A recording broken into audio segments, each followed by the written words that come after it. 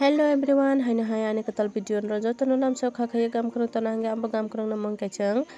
24 ni next day chong morning mukhang sulai mane nai de line chalai jak hai mong ke brush khai paye cream rok hui paye hingge kisa baire gano khaka sadong tong nani hingge kchango bisingo hingge ani mukhang ke yang thangnai ke pimple masma phainai pimple seke pimple khaga ani yang thangnai ke cream roge ma tongkha pimple ke yang ke kabangma borok mado guri laijak phongai sre nai de जों 5टा baje khaino bwchalaikha jani brush rok khaigai haino tiffin khalaijak group khe kok salaijak mado kabangma achoklaijak phongai sre naidi sapa khai tongkha naithokai yang bisingo happai malai ani naidi naithok ti rokse jipong pailai ya bisingo majani khai tong no bising borok khai jipong kabangma tabong kaisang morning ni maibo msaya khong ke kisa haino salai tongkha tiffin bolte badam hingke bujia bono boloino chalai tongkha chang pal khaiye maibo oksija okhika hingke ba haini bagai ani video kisale tongkha edit rok khainani ang busy ni bagai ke 23-24 to ang oro busy haini bagai video rok edit khaijak yang ke nogo phaina ang edit rok khaika angkai edit khaipai mani se video ani delete ongoi thangai 23 thangpukni ang video khaijak do hingke sebose delete ong thangai pura asake tuma sanai thamchi bukakha jobli kha asuk kosto khaiye waisa video edit khaina se bosu kosto hingke edit khaigai ready sedi ke upload khainani manse delete ongoi paigai asake thamchi kakha ang kunu sanani mangli angkai mo hingke next day ni 24 te video se hingke ang bijini bagai sa leitongkha nono nakar sana ani video leitongmani bagai upload khainane hingke kongrai ni shori rok hamtaya hingke haini bagai sa leitongkha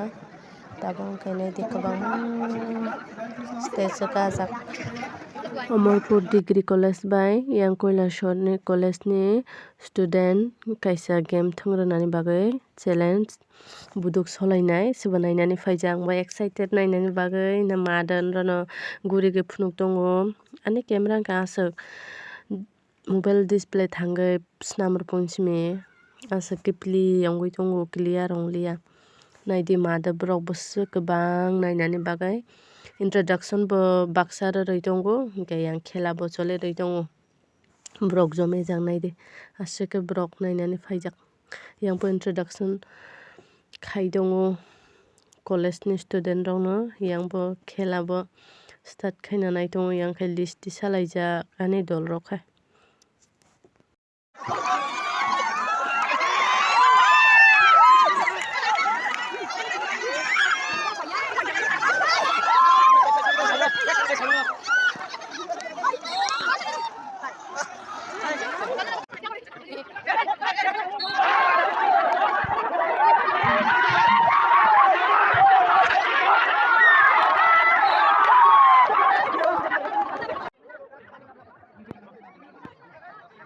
Chini long travel gov degree college ni bai Amorpur tabokhai challenge Koilashwar ni bai Amorpur ni broni challenge paikha Amorpur no paikha hingke onek interesting se pura aram nangkha haise tabokhai chini college ni bai Amorpur ni naitong dido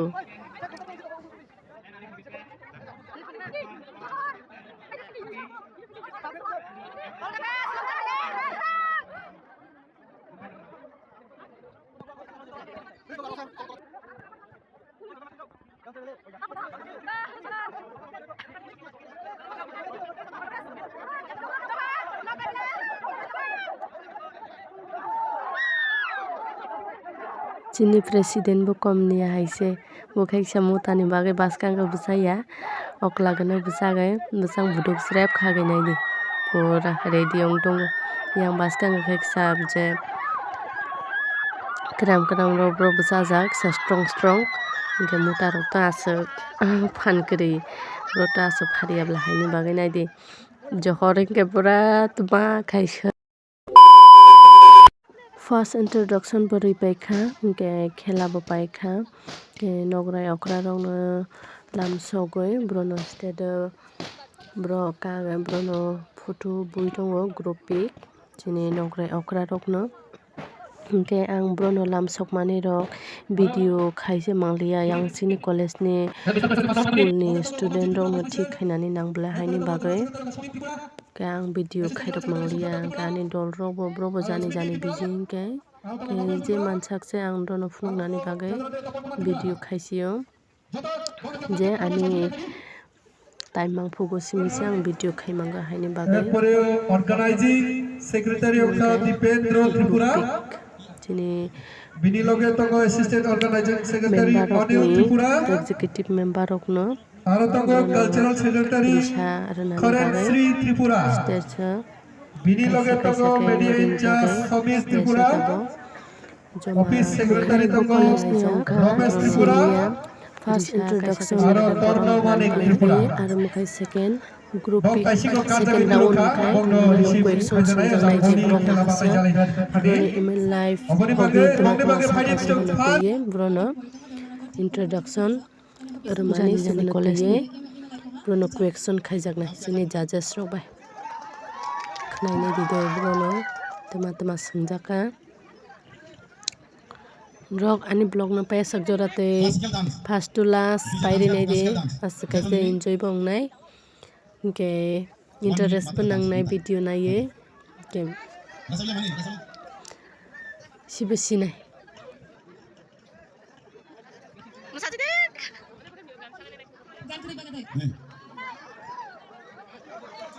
Thank you. Next.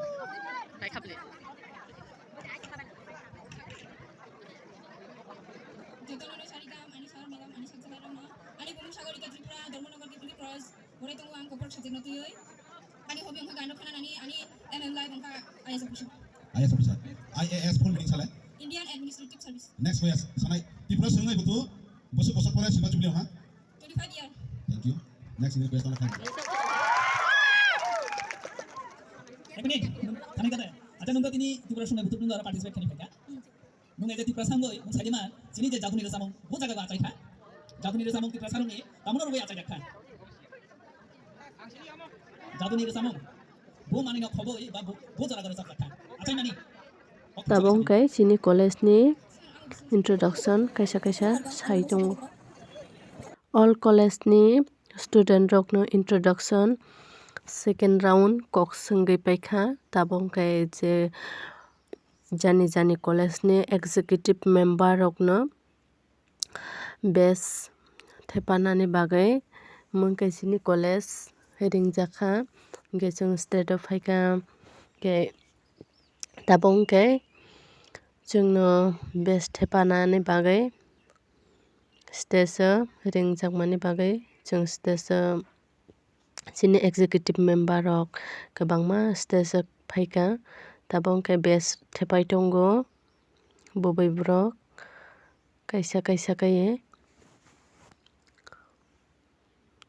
Yanga photo shoot चले दंगो first time आं महाय membership rok he waisapang college through tui rok ang waisapang haiki rok stage kayako but mosajanai rok ke college ni introduction of purok to ang kaka stage haipang mohai borom rojak janai ni bagai first time tini no stage makaga ang inge sa nervous bongo inge onek excited but maningke chini dofani bagai gam samung tangise tini mohai sini jagai ring jagai tongo haini bagai ang age ni simino songja mane chini alo phone ang sini je msaya manuya sini tipra sarong no chubanani hingai bwkha khaijak ang ageni simino chongjak hinkhe rok support khaikeba rok chajakhai hamjakhai rok kuchugui tisakaiba ang salchaya salsa chini tiprasa bukung bwrarokni bagui ang chubamung mungsaya mungsa chubanai hinkhe rok ano support khaidi ano loge rwdi asuk kaisa angbo chubai mannai noni support mankhaise hinkhe ang onek sini tiprasa rok mchaya manungya nukhai ang dukhu rok nango bwkha rok kosto go angbo kaisa garib no mane garib family tongphung ang hasta chukya rokno chubana muchugo ani bwkha bai ang uansukjak bobissoto ang chubanai hinui hinkhe Kailasor college ni chwla rokni group dance asuk khe hit khe mwsaka ang chwla bwrwi hai khe pura maram kha haise onek naithoka mwsamani je bwrwi rok hai khe sing koilik koilik khe kurui khe kwlmango bo bini singno naithokai rok ani video no naiye silajaknai haini bagui ang kisa speed khe rwkha besi logui thangkhai ton rok bo nainani silajaknai haiya diba haini bagui ang kisa short khe speed khe rwkha jate naiye aram mongnai jat khaikhe hinkhe chen rok bo nainani aram nangnai besi logui thangkhai to nainani silainai angbo buini vlog rok naikha hingke legui thangkha hingke to silai thangha haiya diba angkhe kisa clip short khe rwkhaise nainani bo aram nango naiyo angbo onek jon buini vlog naiyo bai biba broni hingke bai parmitani hingke kwbangma vlogger ni no ang vlog naiyo hingke da Ashish broni rok bai Sarani rok hingke bai Star ni rok kwbangma naiyo ang broni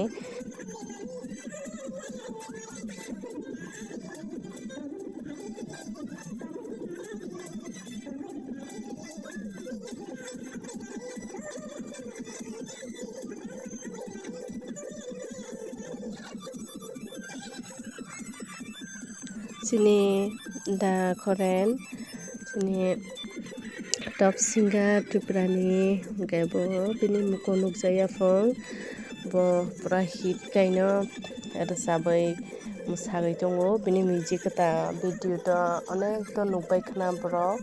hingke angbo naijak bini video like rok share rok khaijak bini video no pura hit khe rwchai tongo bo pura khnadi don rok bo bini rwchabmung asuk pura julai bari mat pekhokte khai rwchabai tongo pura asuk audience rok no hit khaika bo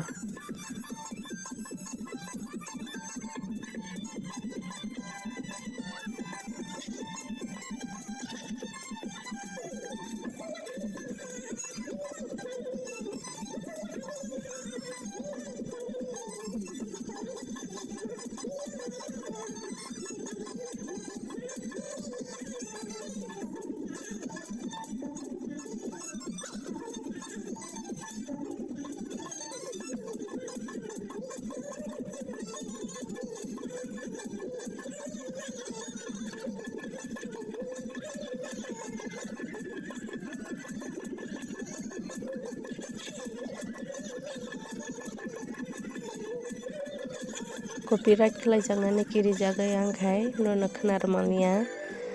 sorry do copyright khlaikhi to wngya blai haini bagui ang voice over ma khaika aro hingkai borok dakhoren magan rwjak tong to kisalai bujigui mankhana khakhaio hingke khlainai di bini khnatok rwchabmung bo suke rwchabkwrwng pura khnatok rwchabmung hit rwchabui rwchabmani loge mwsagui phunugui tongo pura chini audience rok baksabo mwsalaijak baksabo chiri khoklaijak asuk khe tongthoklaijak college life school life tongphukse tongthogo Saya diba hingke college pai thangkai to aralai enjoy krai tongo but college life by school life onek kisa alada college pai tongmani alada hingke college life school life tongfuk alada kisalai tongthokmani juta जों तो last hingke ba college haini bagui जों baksa tongthokjak ke aro to enjoy tonglakha college rok paikha haini bagui last hingke जोंबो enjoy khai tongo dakhorani loge loge chiri khogo msago gaye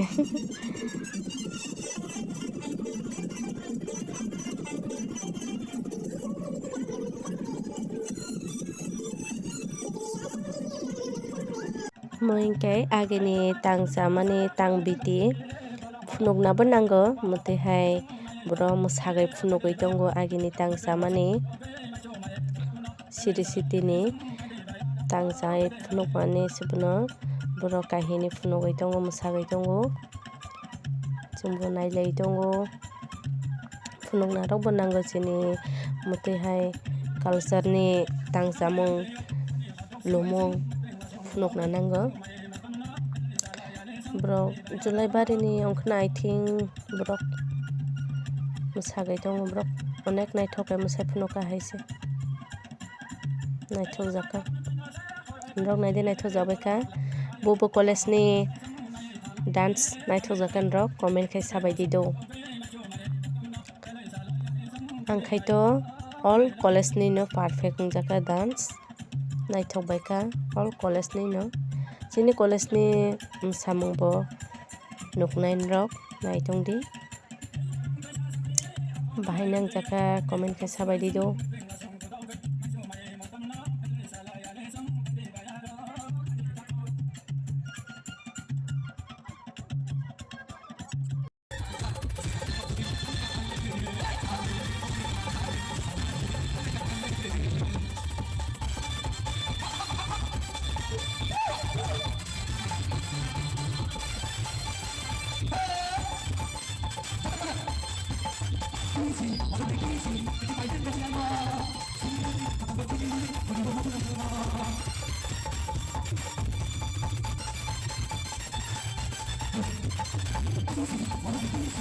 Moingke chini taklai bisini Miss Freshers by Mr. Freshers mangai naidi pura group khe mosalai tongo dahuru buru gan rwjamani ke aswk mosalaika ani dol se video khaio ke bo video khaimani bini gini nagai ang ani video reidekha vlogo ke bono video kisa send khai redi hingke sagai bo send khai rwkha hingke ang rono ang video khairokjai hani bagai space full ongthangkha hingke bini mobile o khaijak tongo hingke video bigai nagai ang rono phunuka nadi aswk mosalai tongo aika pura hol thujakya pura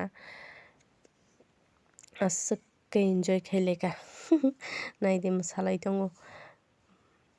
ani dol video khairokmani bagai ani naithok tino hambai naidi bwkhai yang chagui phunugui tongo video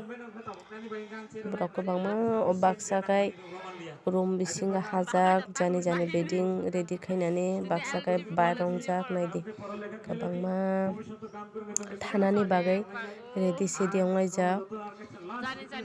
program to paise paikha hingke ke Miss Freshers Mr. Freshers ni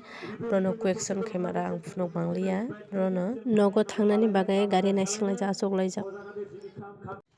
chung tongnai jigagani chung station thanani bagai julaibari station thanani bagai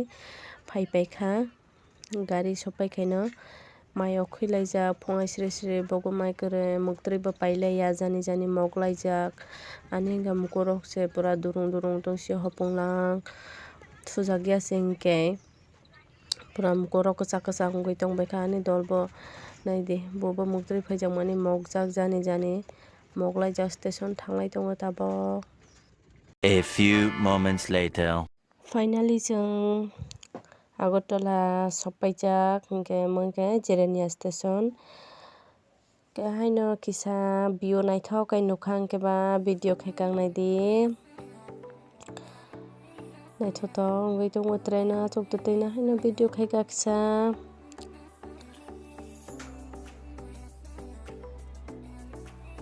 Mono station ni nogo thang tongo tabokhai ani dol hingke kok sajak busy mobile bai. Rok ani tini ni video no katal longui tongkhai. Please like, share, subscribe khainani tapok di and ani video bahai ongkha comment khai sanani tapok di. Kenron bai tini ni jorate asuk nongnai next vlog o manglai nai. Bye bye. Gam krung tong di joto. Love you all.